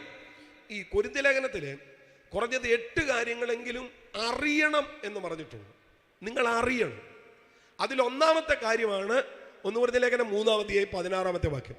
നിങ്ങൾ ദൈവത്തിൻ്റെ മന്ദിരമെന്നും ദൈവത്തിൻ്റെ ആത്മാവ് നിങ്ങൾ വസിക്കുന്നുവെന്നും അറിയുന്നില്ലയോ? അതാണ് ഒന്നാമത്തെ കാര്യം. ഇനിയും രണ്ടാമത്തെ കാര്യം 1 കൊരിന്ത്യ ലേഖനം 5:6 അസാരം പുളിമാവ് പിണ്ടത്തെ മുഴുവനും പുളിപ്പിക്കുന്നുവെന്ന് അറിയുന്നില്ലയോ? മൈക്കിൽ കൂടെ വായിച്ചോ കേട്ടോ. ഞാൻ ഈ പറയുന്ന വാക്യങ്ങളെല്ലാം കറക്റ്റാ. പിന്നെ ഈ മൈക്കിൽ കൂടെ വായിക്കാൻ പറയുന്നത് അങ്ങനെയാണെന്ന് നിങ്ങൾ അറിയണം. പിന്നെ നമ്മളെ സംബന്ധിച്ച് ഈ ബൈബിളും കൊണ്ട് വരത്തില്ല. വന്നാൽ തുറക്കുകയില്ല, തുറന്നാൽ തുറക്കുകയില്ല. അല്ലെങ്കിലും വരേണ്ട കാര്യമൊന്നുമില്ലല്ലോ, കഥയാണല്ലോ മിക്കവാറും. സ്തോത്രം. പൊന്നമ്മ സൂപ്രണ്ട്, രാജു രാധ, കൂട്ടുസൻ ലുട്ടാപ്പി, പിന്നെ അങ്ങനെയൊക്കെയുള്ള സ്റ്റോറികൾ, സദാചാര പ്രസംഗങ്ങൾ മിക്കവാറും. ഇപ്പം സുവിശേഷ പ്രസംഗ വേദികൾ നമുക്ക് വലിയ ഹരമാണ് അത് കേൾക്കുന്നത്. ചിരിച്ച് ചിരിച്ച് ചിരിച്ച് ചിരിച്ച് എൻ്റെ ഇടപാട് തീർന്നെന്നാണ് പറയുന്നത്. അപ്പം നമ്മൾ പ്രസംഗം കേൾക്കാൻ പോകുന്നത് എന്തിനാ? ചിരിക്കാൻ. വലിച്ചു കീറുമല്ലായിരുന്നു, വലിച്ചു കീറി ഒട്ടിക്കുമായിരുന്നു എന്നൊക്കെ നമ്മൾ പറയുന്നത്. ഇത് സുവിശേഷ പ്രസംഗത്തിൽ ഇതൊന്നും ഇല്ലെന്ന്, വലിച്ചു കീറി ഒട്ടിക്ക്, ഇതൊന്നും അല്ല സുവിശേഷ പ്രസംഗത്തിൻ്റെ രീതി. സ്തോത്രം. അതുകൊണ്ട് നമുക്ക് ഈ ബൈബിൾ തുറക്കുന്ന ശീലമൊന്നുമില്ല. പിന്നെ ഒരു 10-18 മാസം മാസ്കിനകത്ത് നമ്മളിങ്ങനെ ഇരുന്ന് ആരാധിച്ചത് കൊണ്ട് സൂമിലാണല്ലോ. ബിജു സാമുവേൽ പാടും, നമ്മളെല്ലാം കേട്ടോണ്ടിരിക്കും. അങ്ങനെയാണ് നമ്മൾ സൂമിലൊക്കെ പരിപാടി നടക്കും, നമ്മൾ കൈ കെട്ടിയിരിക്കത്തേ ഉള്ളൂ. പാടുന്നവർ പാടിക്കോ, പ്രസംഗിക്കുന്നവർ പ്രസംഗിച്ചോ, സ്തോത്രവും പറയണ്ട, പാടുകയും വേണ്ട, പ്രാർത്ഥിക്കുകയും വേണ്ട, നമ്മളിങ്ങനെ ഇരിക്കത്തേ ഉള്ളൂ. പല്ല് തേക്കാതെ ആരാധനയെ സംബന്ധിക്കാൻ പറ്റുന്ന ഏക പരിപാടിയാണ് ഈ സൂം പരിപാടി. അതുകൊണ്ടാണല്ലോ ഇപ്പോൾ ആരാധന വെച്ചിട്ടും നമ്മൾ വരത്തില്ല. പാസ്റ്റർ സൂമൂടെ വേണമെന്നാണ് പറയുന്നത്. അച്ചായന് മീൻ മേടിക്കാൻ ചന്തയിൽ പോകുന്നതിന് കുഴപ്പമില്ല, പൈസ എടുക്കാൻ ബാങ്കിൽ പോകുന്നതിന് കുഴപ്പമില്ല, മോഡെടുക്കൽ ഡൽഹി പോകാൻ KK എക്സ്പ്രസ് കയറി ഇരുന്നിട്ട് ലോക്കൽ കമ്പാർട്ട്മെന്റിൽ ഇങ്ങനെ പിടിച്ചു നിന്ന് പോകുന്നതിന് അച്ഛൻ ഒരു കുഴപ്പവും ഇല്ല. ദുബായിൽ മരുമോളെ കാണാൻ ഫ്ലൈറ്റ് കയറിയിരിക്കുന്നതിന് അച്ഛൻ ഒരു കുഴപ്പവും ഇല്ല. ആശുപത്രി പോയി എത്ര നേരം വേണേലും OP-ക്കകത്ത് AC-യിൽ തിങ്ങിക്കൂടിയിരിക്കുന്ന ആളിൻ്റെ ഇടയിൽ അച്ഛൻ ഇരിക്കും. 3 മണിക്കൂർ ഇരിക്കണമെങ്കിൽ 6 മണിക്കൂർ ഇരുന്നിട്ട് വരും. കൈവക്കണ്ട, പ്രാർത്ഥിച്ചുകൊണ്ടിരുന്നാൽ മതി. പക്ഷെ ചർച്ച് മാത്രം വരത്തില്ല. ആശുപത്രി കിട്ടാത്ത കോവിഡ്, KSRTC ബസ് കിട്ടാത്ത കോവിഡ്, KK എക്സ്പ്രസ് കിട്ടാത്ത കോവിഡ്, ഇൻഡിഗോയിൽ കിട്ടാത്ത കോവിഡ് ചർച്ച് കിട്ടുമെന്ന് അച്ഛൻ പറയുന്നത്. എന്നാ അച്ഛാ വരാത്ത? പിള്ളേർ പറഞ്ഞു പോകണ്ടെന്ന്. പിള്ളേർ എങ്ങും പോകണ്ടെന്ന് പറഞ്ഞാൽ ശരിയാ, സമ്മതിച്ചു. ഈ ചർച്ച മാത്രം പോകണ്ടെന്ന് പറയുന്ന പിള്ളേരുടെ കാഴ്ചപ്പാടും അച്ഛൻ്റെ കാഴ്ചപ്പാടും സമ്മതിക്കാൻ മറന്നുപോയി. സ്തോത്രം. നമ്മൾ പ്രാർത്ഥിക്കാൻ മറന്നുപോയെന്ന്, നമ്മൾ ആരാധിക്കാൻ മറന്നുപോയി. സ്തോത്രം. ഞങ്ങൾ ഈ കഴിഞ്ഞ ഈ ദിവസങ്ങളെല്ലാം എല്ലാ ദിവസവും ഇങ്ങനെ യാത്രയാണ്. ഇപ്പം മീറ്റിങ്ങൾ ഇങ്ങനെ സ്റ്റാർട്ട് ചെയ്തതുകൊണ്ട് എത്ര ദിവസം ഉണ്ടെന്നൊന്നും അറിയത്തില്ല. ഇതിപ്പോൾ ആകെപ്പാടെ പ്രശ്നമായേക്കുക. സ്വോത്രം, എല്ലാ ഇടങ്ങളിലും പ്രശ്നം. ഇതിങ്ങനെ എത്ര ദിവസം പോകുന്നൊന്നും അറിയത്തില്ല. അവിടെ വാച്ചിനർ സർവീസ് വലിയ പ്രതീക്ഷയായിരുന്നു. അപ്പവും ചിക്കനും ഒക്കെ എല്ലാം ഓർഡർ ചെയ്തതാണ്. എല്ലാവരും എല്ലാം ക്യാൻസൽ ചെയ്തു. നമ്മുടെ മുഖ്യമന്ത്രി പറഞ്ഞു വേണ്ട, 10 മണിക്ക് മുമ്പ് വീട്ടിൽ കയറിക്കൊള്ളാൻ പറഞ്ഞു. അതുകൊണ്ട് ഇനിയിപ്പോൾ എങ്ങനെയാണെന്നൊന്നും അറിയത്തില്ല, ഇതെങ്ങോട്ട് പോകുമെന്നൊന്നും നമുക്കറിയത്തില്ല. പിന്നെ അപ്പോൾ ഈ പലയിടത്തും ആദ്യത്തെ ഉപവാസപ്രാർത്ഥനയാണ്. അതുകൊണ്ട് ഈ ആളുകളൊക്കെ എങ്ങനെ പ്രതികരിക്കുന്ന നമ്മൾ മറന്നുപോയി പ്രതികരിക്കാൻ. കേട്ടോ സ്തോത്രം, നമ്മൾ പ്രതികരിക്കാൻ മറന്നുപോയി. എൻ്റെ പ്രിയ സഹോദരങ്ങളെ, ഇവിടെ ചോദിക്കുക, നിങ്ങൾക്കറിയത്തില്ലയോ നിങ്ങൾ ദൈവത്തിൻ്റെ മന്ദിരമെന്ന്? നിങ്ങൾക്കറിയത്തില്ലയോ? ഇവിടെ 1 കൊരിന്ത്യർ 5:6 ചോദിക്കുന്നുണ്ട്, അസാരം പുളിമാവ് പിണ്ടത്തെ മുഴുവൻ പുളിപ്പിക്കുന്നുവെന്ന് അറിയുന്നില്ലയോ? സമയം പോവുകയും ചെയ്യുന്നു. എനിക്കാണ് രാത്രി ഇനിയൊരു മീറ്റിംഗ് കൂടെ ഉണ്ട്. സ്തോത്രം, പാസ്റ്റർ പറഞ്ഞ സമയം ഇങ്ങനെ അടുത്ത് വരികയും ചെയ്യും. ക്ലോക്കിനാണ് യാതൊരുവിധ മനസാക്ഷി ഇല്ലാത്ത വിധത്തിലാണ് പോകുന്നത്. ഇപ്പം ചില കാര്യങ്ങളൊന്നും പറയണമെന്നുണ്ട്. അവിടെ നിങ്ങൾ ശ്രദ്ധിച്ച പ്രിയരെ, അപ്പൻ്റെ ഭാര്യയെ വെച്ചുകൊണ്ടിരിക്കുന്ന ഒരുത്തൻ സഭയ്ക്കകത്ത്, സ്തോത്രം, അവനെയും കൂടെ വെച്ചിട്ടാണ് ഹല്ലേലൂയ രക്തത്താൽ ജയം എന്നൊക്കെ സഭയെ പറയുന്നത്. ഒരു കുഴപ്പമില്ല. അവൻ വന്ന് മൂലയിലിരിപ്പുണ്ട്, ബാക്കി എല്ലാവരും സൈഡിലിരുന്ന് ആരാധിക്കുന്നുണ്ട്. ഒരു കുഴപ്പമില്ല. പൗലോസ് ചോദിക്കും, നിങ്ങൾക്ക് എങ്ങനെ ഇങ്ങനെ ഇരിക്കാൻ പറ്റുന്നത്? ഈ അസാരം പുളിമാവ് പിണ്ടത്തെ മുഴുവൻ പുളിപ്പിക്കുമെന്ന് അറിയത്തില്ലേ? അല്ലേ? നിങ്ങൾ ഈ ഈസ്റ്റൊക്കെ ഇടത്തില്ലേ പുളിപ്പിക്കാൻ? ഇല്ലേ? 1 കിലോ മാവിന് 1 കിലോ ഈസ്റ്റാണ് ഇടുന്നത്. പിന്നെ എനിക്കറിയത്തില്ല, അതുകൊണ്ട് ചോദിക്കുക. 1 കിലോ മാവിന് എത്ര ഈസ്റ്റ് ഇടും? 3-4 തരിയല്ലേ ഇടത്തുള്ളൂ. അല്ലെങ്കിൽ ഇത് പുളിച്ചു പോകത്തില്ല, ഇത് കഴിക്കാൻ കൊള്ളോ? ഇതാ പൗലോസ് ചോദിക്കുന്നത്. അസാരം പുളിമാവ് പിണ്ടത്തെ മുഴുവൻ പുളിപ്പിക്കുമെന്ന് അറിയത്തില്ലയോ? പാപം ചെയ്യുന്ന ഒരുത്തൻ സഭയ്ക്കകത്തിരിക്കുമ്പോ അവൻ ചെയ്യുന്ന പാപം കണ്ടിട്ട് ബാക്കി എല്ലാം കൂടെ തെറ്റിപ്പോകത്തില്ലയോ? നിങ്ങൾക്ക് അറിയത്തില്ലയോ അതെന്നാ ഇവിടെ ചോദിക്കുന്നത്. നിങ്ങൾ അറിയത്തില്ലയോ? അറിയത്തില്ലയോ? 6-ാം അധ്യായം 2-ാമത്തെ വാക്യത്തിൽ ലോകത്തെ വിധിക്കുമെന്ന് അറിയുന്നില്ലയോ എന്ന് ചോദിക്കുന്നുണ്ട്. അത് വിസ്താരഭയത്താൽ ഞാൻ ആ ഭാഗത്തേക്ക് പോകുന്നില്ല. 6:3 ചോദ്യമുണ്ട്. ഈ 6:9 ഒന്ന് പറയേണ്ടതാ. അവിടെ പറയുന്നത്, അന്യായം ചെയ്യുന്നവൻ ദൈവരാജ്യം അവകാശമാക്കുകയല്ലെന്ന് അറിയത്തില്ലയോ?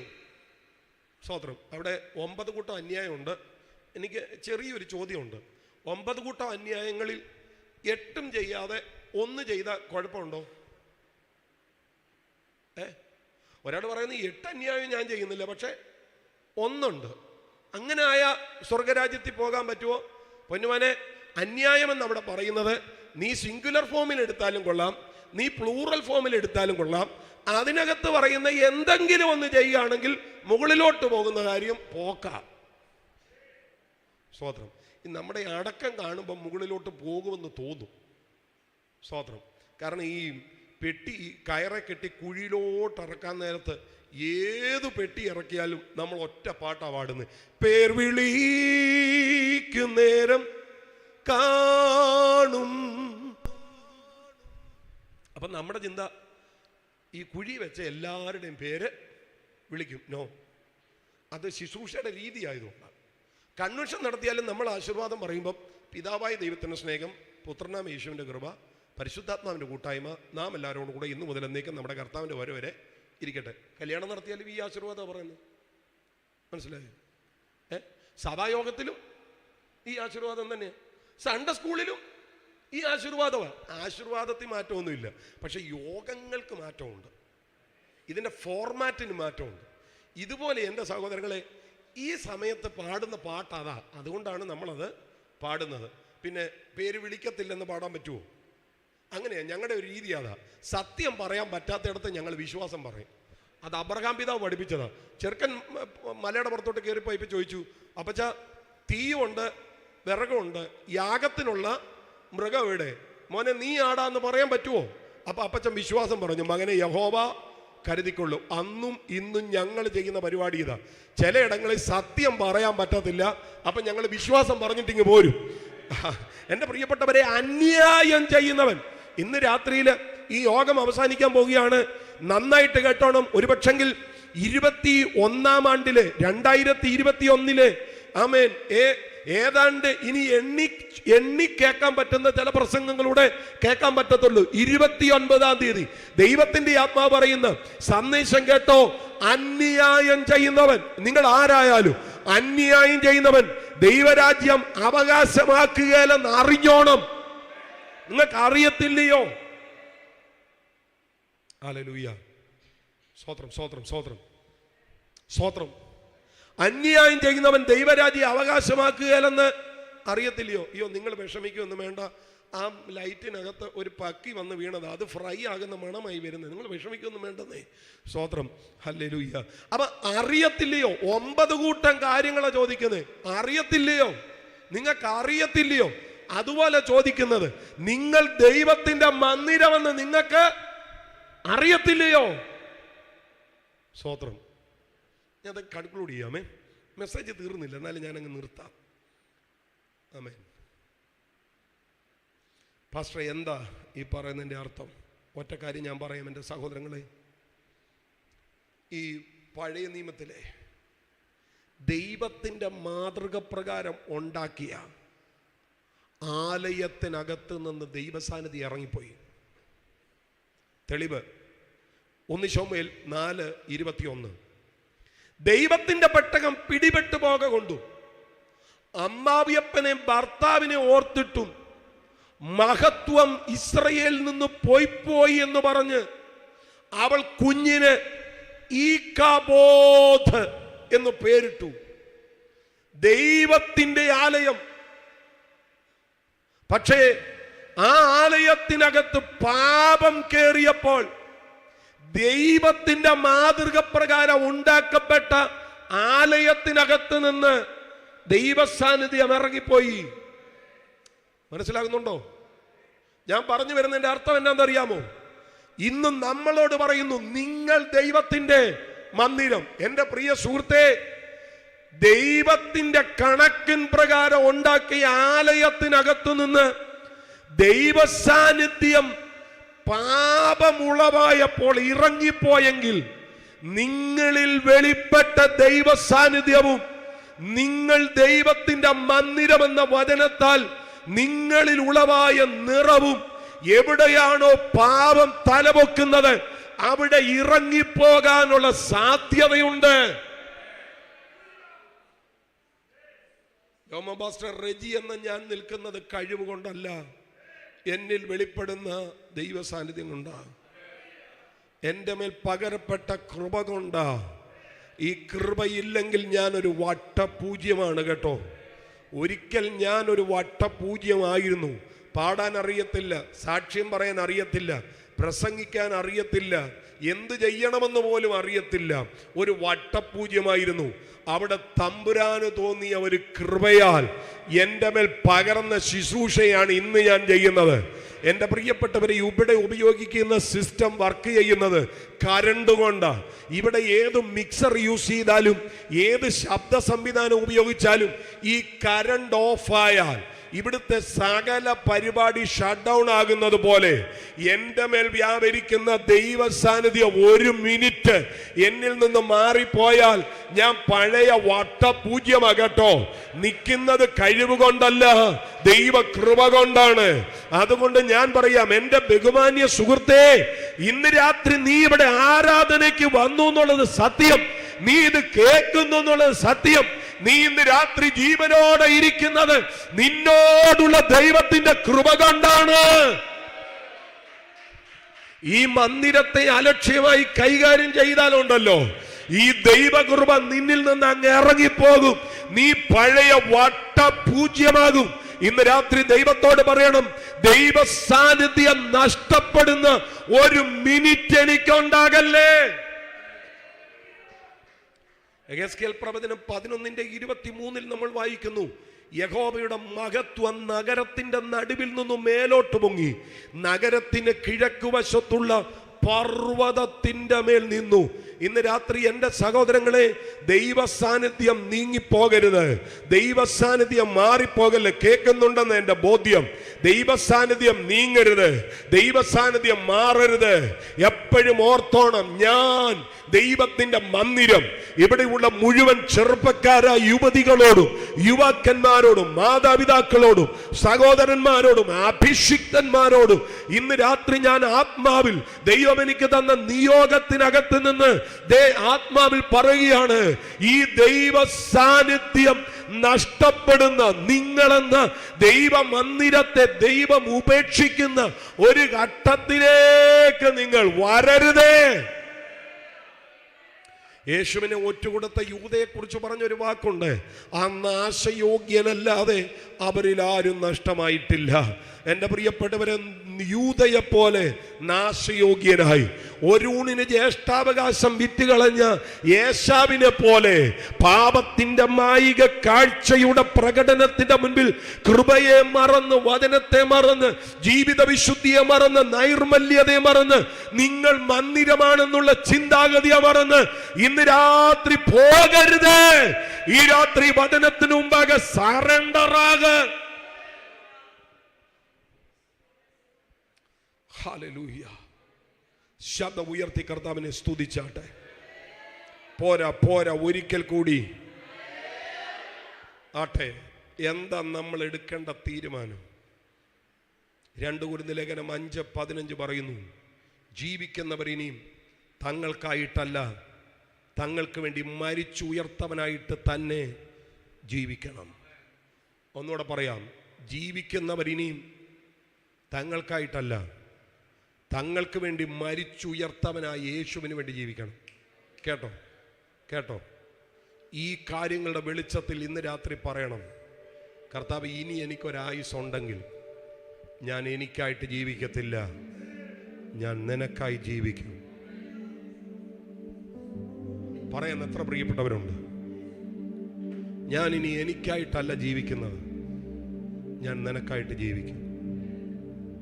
എൻ്റെ ചിന്ത, എൻ്റെ ബുദ്ധി, എൻ്റെ കൈകൾ, എൻ്റെ കാലുകൾ, ഞാനെന്ന മനുഷ്യൻ മൊത്തത്തിൽ നിനക്കായിട്ട് ജീവിക്കും. പറയാൻ പറ്റുന്ന എത്ര പ്രിയപ്പെട്ടവരുണ്ട്? കുഞ്ഞുങ്ങൾക്ക് പറയാൻ പറ്റുമോ, ഞാൻ നിനക്കായിട്ട് ജീവിക്കും? യേശുവേ, ഞാൻ നിനക്കായിട്ട് ജീവിക്കും. പറയാൻ പറ്റുന്നവരുണ്ടെങ്കിൽ ദയവായിട്ട് എഴുന്നേറ്റ് നിന്നാട്ടെ. എല്ലാ പ്രിയപ്പെട്ടവരും ദൈവസ്ഥാനിൽ എഴുന്നേറ്റ് നിന്നാട്ടെ. എല്ലാ പ്രിയപ്പെട്ടവരും ദൈവസ്ഥാനിൽ എഴുന്നേറ്റ് നിന്നാട്ടെ.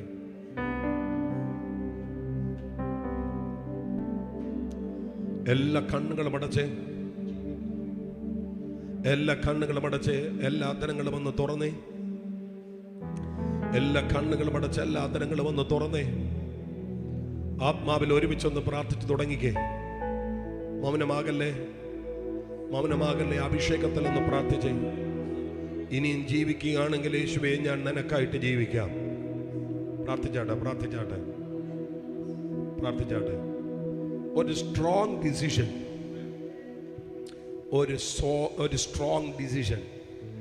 എല്ലാവരും ചേർന്ന് പ്രാർത്ഥിച്ചാട്ടെ. ഒരു സ്ട്രോങ് ഡിസിഷൻ, ചെറുതല്ല, ചെറുതല്ല, ഒരു സ്ട്രോങ് ഡിസിഷൻ. റാഥാബാരാവ.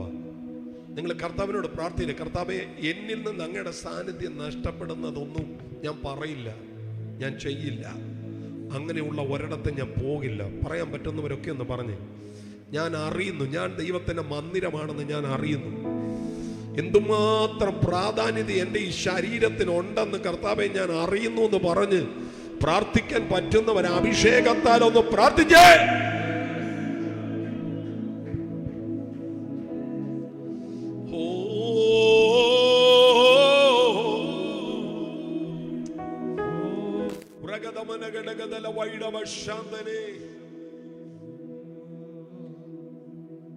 ജീവിക്കുന്നു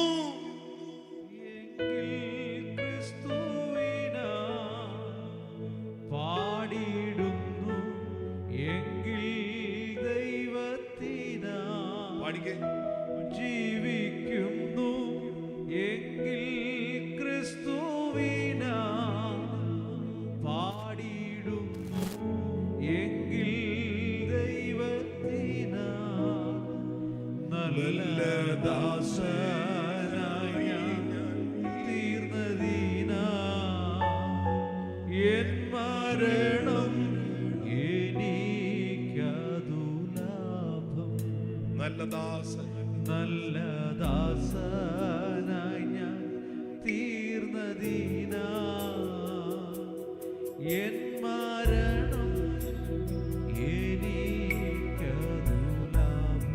ജീവിക്കുന്നു ഒരിക്കൽ കൂടെ, ജീവിക്കുന്നു എങ്കിൽ ക്രിസ്തുവിനായി ഇത് പ്രസംഗകനോടുള്ള പ്രതികരണമല്ല, പാടിടുന്നു. കർത്താവിനോടുള്ള ഒരു സമർപ്പണമാണ്.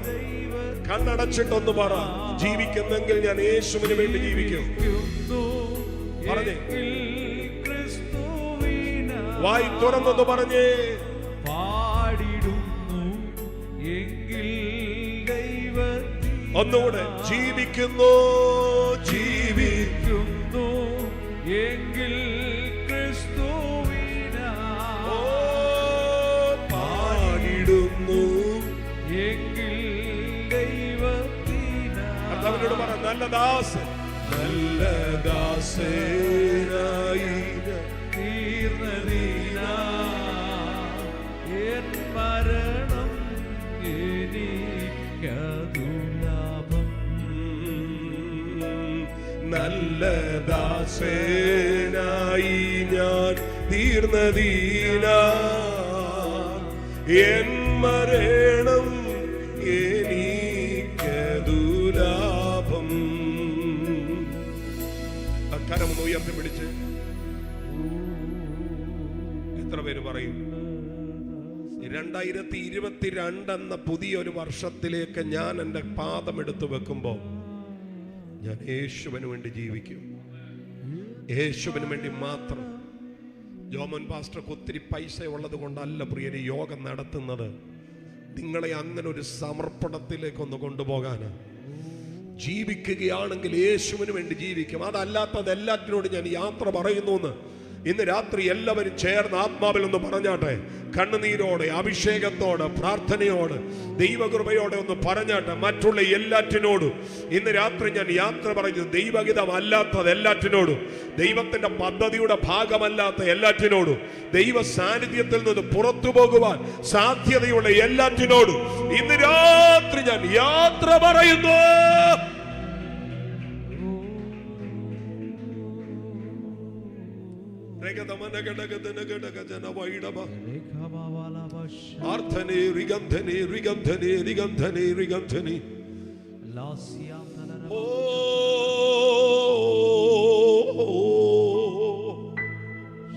ദൈവ സാന്നിധ്യം വ്യാപരിക്കട്ടെ. ചിലരുടെ തീരുമാനങ്ങളെ ദൈവത്തിന്റെ ആത്മാവ് അന്വേഷിക്കുന്നു.